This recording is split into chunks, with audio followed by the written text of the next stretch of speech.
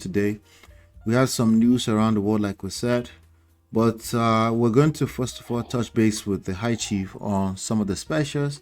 Some news coming out of Osun State today, even involving Governor Ademola, I think, Ademola Adeleke, and even involving his nephew, the very popular Afrobeat artist, DAVIDO.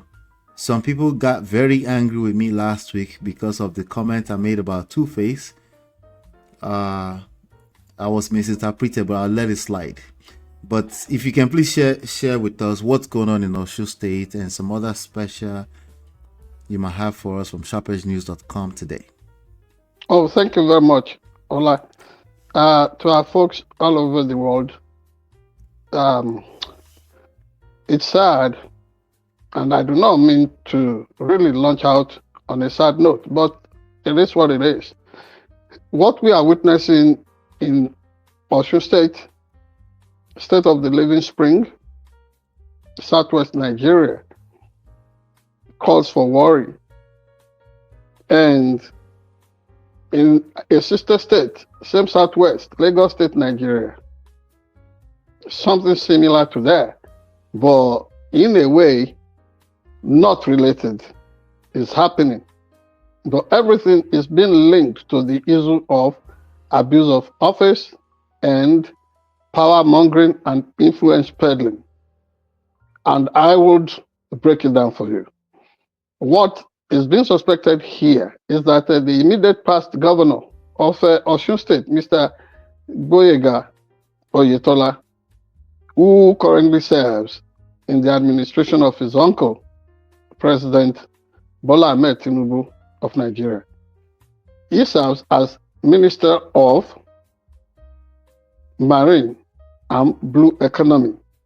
He is supposed to be manning a strategic sector of the Nigerian economy that will deal with not just resources on the seas, inland waterways, and all whatnot, but there seems to be a psychological fixation about the fact that he was the immediate past governor of Osun State, and he was unseated in a landslide. Even his first victory was highly contestable because there were some tricks that were played that aroused the suspicion of everybody that the ruling party in Nigeria, All Progressives Congress, APC, was into some antics that will border on crudity and power grab, consolidation, so to say, of the presidency they captured in 2015-2016 cycle of presidential election in Nigeria. And from what we now know, some international conspiracies about how that victory was secured then is unfolding before our very eyes. The connivance of some superpowers, particularly United States of America, the vested interest of the then presidency in the United States under Barack Obama. But to the present situation, Gboyega Oyetola seems to want to be interested in bifurcation of authorities and force when it comes to the administration of Osun State, Nigeria. And the governor, the sitting governor of that state, Mr. Jackson Ademola Adeleke, raised an alarm Sunday night. And then he said individuals that had been removed as local government MSmen, chairmen, were being through some questionable court rulings, being pardoned to come back into office. And then he accused the security chiefs in that state, namely the commissioner of police, the director of DSS, and so on and so forth, including the all-important head of, the commandant, the state commandant of civil defense and security outfit there. He accused all of them that they were working in cahoots with Mr. Gboyega Oyetola to make sure that these individuals who had been delegitimized as local government chairman were smuggled back into office, and that they were touting the fact of their connection to the Nigerian presidency and security forces all over the place. They want to unleash a regime, a reign of lawlessness, pure anarchy on the state this Monday. And somebody would think that that would be enough to dissuade or discourage the individuals that had been fingered to be interested in causing this kind of unrest in the state. But what I was saying exactly, from the 1960s or late 1950s, Western Nigeria had attracted the notoriety of being described as the wild, wild west. And somebody would think such a thing would be in our past, consigned completely to history. Not repeat, but history has a way of repeating itself. Whether First Republic Nigeria, 1960 to 1966, Second Republic Nigeria, 1979 to 1983, the cycle of politics, the interregnum under IBB, Ibrahim Badamasi Babangida, the different experimentations, and then under Abacha, up to date, Osun State, indeed, the entire Southwest Nigeria, and in other places like River State, Lagos State, name it, Adamawa, circus, political circus, laughable, ludicrous, and ridiculous brinkmanship. That is what we find. And so, unfortunately, today, certain young Nigerians went down. So sad. We mourn them, but could we say this was avoidable? Yes, indeed. Would anybody want to reign Boyega Oyetola? Would anybody want to, draw him by the ears and let him know that life in itself is nothing to just hold on to like that. If this happens, you take your turn, others will come and take their turn. But no, it's almost like a sworn situation that he and Jackson Ademola Adeleke would have to make it a war of, call it survival of the fittest. They're taking the people of Southwest Nigeria, people who are often celebrated as the most urbane and cosmopolitan amongst the black race. It's like they're dragging back that tribe, that race. And it's so sad, it's unfortunate. We move from there to other situations around Nigeria. And this is causing a blight on the administration that currently runs the country. So whether you are looking at modern democracy, whether you are looking at whatever is connected with that in Nigeria, look at Ifon in Ondo State, for example. Something that played out there on Friday, the day that was meant for celebration of love. So some people will say agape love. Some people will talk of filial love. Whatever kind of love, everybody was supposed to get along.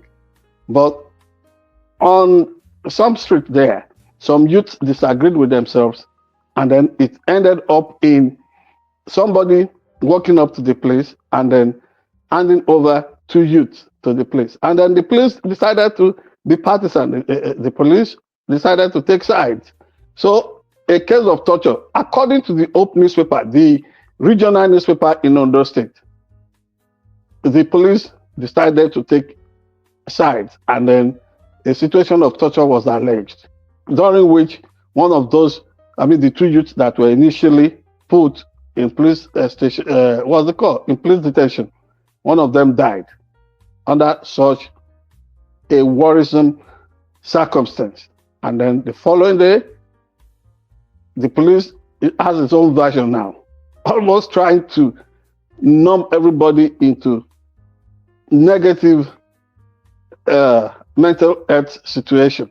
Their spin has come, blaming the dead and their families, and now say they will be apprehended because the police station there was touched. Why is Nigeria becoming that, a place of that kind of avoidable carnage? And we know why. That is blowing in the wind, and we're getting some answers to it. The culture of impunity. Somebody runs the show today, and they think that is the end of the world. And this is something that is worrisome about politicians of left leaning. Whether you're taking it from 1917 Bolshevik Revolution in Russia, where what's it called? Where workers decided to stage a revolution because of a crisis of bread. Look at what Joseph Stalin turned that country into. Runaway dictatorship, totalitarianism. And the government in Nigeria brags to be left of the leaning. Whether you look at Robert Mugabe, whether you look at all kinds of countries in Africa who say they embrace the leftist idea. Yes, I used to be of that conviction, but now I look at it that no, what people need is really good governance, and you don't push it on people's face that, oh, you have grabbed power, nobody can question you. You must be held accountable, and that is why there is so much bloodshed right now in Nigeria. So whether it is in Lagos, Ondo State, Osun State, wherever, I think what everybody wants now is to take some 10 seconds pause and ask, is this the way we want to go, or we want some better deal? Our report. Thanks so much. Thank you. All right, thank you for that special report. Did you want me to cover the DAVIDO part, or just leave that? Let's just leave him alone.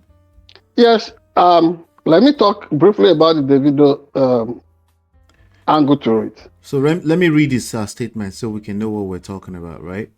Thank you. So DAVIDO first of all came out and he made some very wild statement against the commissioner of police in Osun State, but then he since retracted it. Basically, what he said, the gist of what he said is that if you think you are mad, we are madder. If you think you are crazy, we are crazier.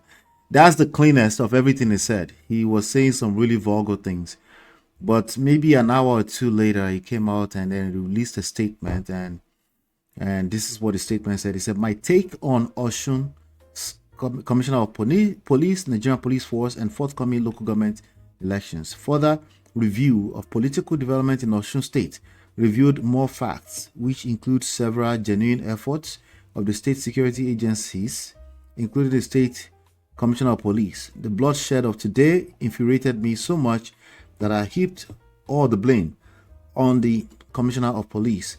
I now see that the issue is more than that of the Commissioner of Police or other security chiefs. The needless killings of today angered me so deeply that I thought such should have been nipped in the bud. Yet, I can see that the security agencies led by the Commissioner of Police put in their best and deserve commendation. The memories of the innocent souls lost, human emotions overwhelmed me and many of my friends around. We did not know the Commissioner of Police had been having sleepless nights alongside other commanders. At this point, the contributions of the police commissioner were not fully appreciated by me. This is a grave oversight, and I want to declare that his support for rule of law and protection of peace in Osun State is hereby acknowledged and appreciated. In memory of the dead and the injured, I urge the security agencies, including the Commissioner of Police, to redouble their efforts to sustain peace. We must allow rule of law to prevail. We must also work to ensure that the local government election scheduled for Saturday, February 22nd is held peacefully. Achieving this will be a crowning glory not just for the politicians, but for security chiefs, including the Osun State Commissioner of Police. I wish the Commissioner of Police and other security commanders the best of luck as they address challenges of the moment. Signed, Mr. David Adeleke. Thoughts? Over to you, sir. Brilliant and well scripted. Brilliant. And I hope is that is what he wrote. But let me say this briefly. Truth of the matter is that Davido's uncle is the sitting governor of Osun State. Yes.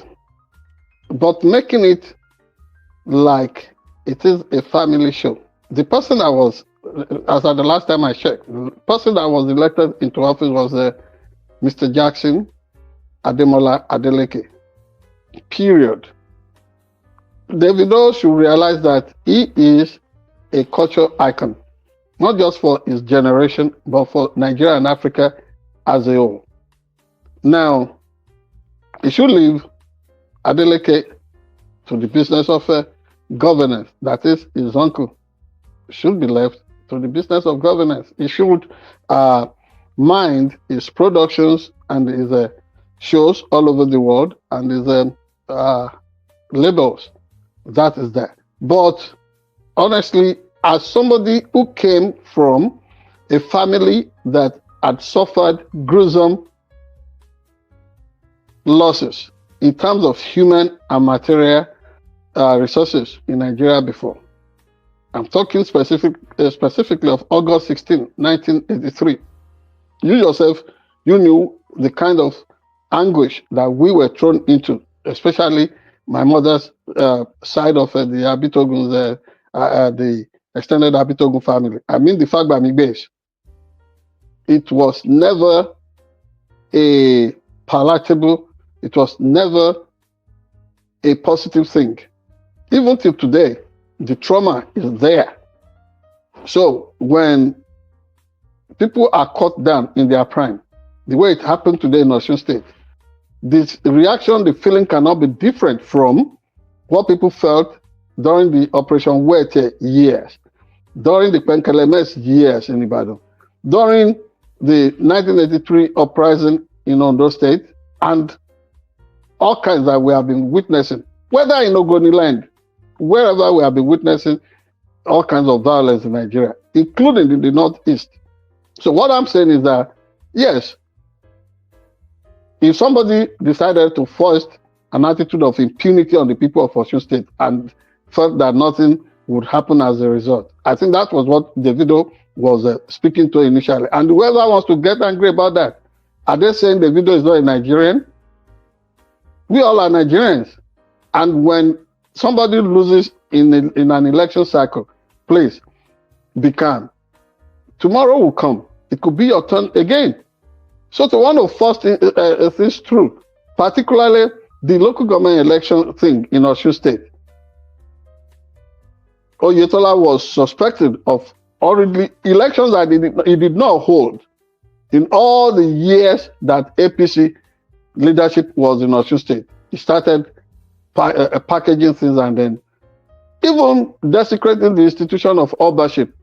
Things were already arranged and then he decided to put his party loyalists there. Truth must be told. Is that the standard we really want? Or we want Nigeria's constitution to work for all of us? So sorry, Mr. Commissioner of Police in Osun State. Davido has apologized to you, and I think that should suffice. Thank you very much. Awesome. Thank you so much for that. So again, let's hit the like button, share, subscribe, turn up your notifications. We do have some other trendy stories around the world. We'll be right back.